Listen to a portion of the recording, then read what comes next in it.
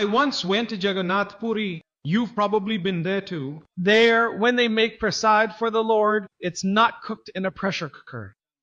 Even though they could use pressure cookers if they wanted. After all, the Jagannath Puri temple owns property worth crores of rupees.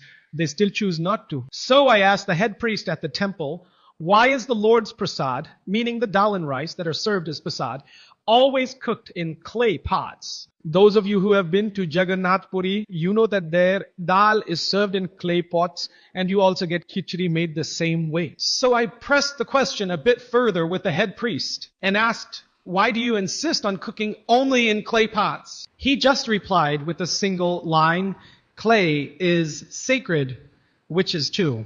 We all know that. But what the priest didn't say, and what I want to share with you, is that clay isn't just sacred. Actually, clay is incredibly scientific.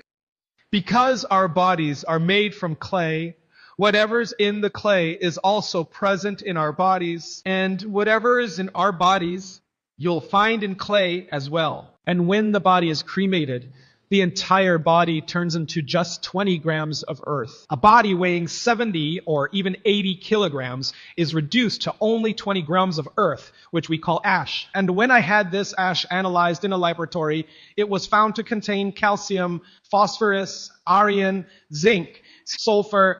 18 different micronutrients can be identified in the ashes of a deceased person. All of these are the same micronutrients found in soil. These same 18 micronutrients make up the soil, and they're also present in our bodies, which eventually return to the earth as these same 18 micronutrients. So when the priest says clay is sacred, that's actually a very scientific statement. It's just that he can't explain it in scientific terms. Why can't he explain it?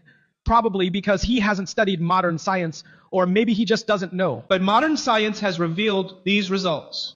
He understands the result of purity, but not the analysis.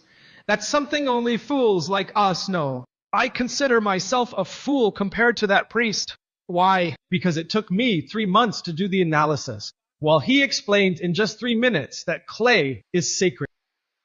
So the purity of clay actually comes from its capacity to hold micronutrients. So the lentils were cooked in clay. When you cook lentils, the priest says clay is pure. That's why we prepare lentils only in clay pots. We only offer pure things to God. You cannot offer anything impure to God. So I brought those lentils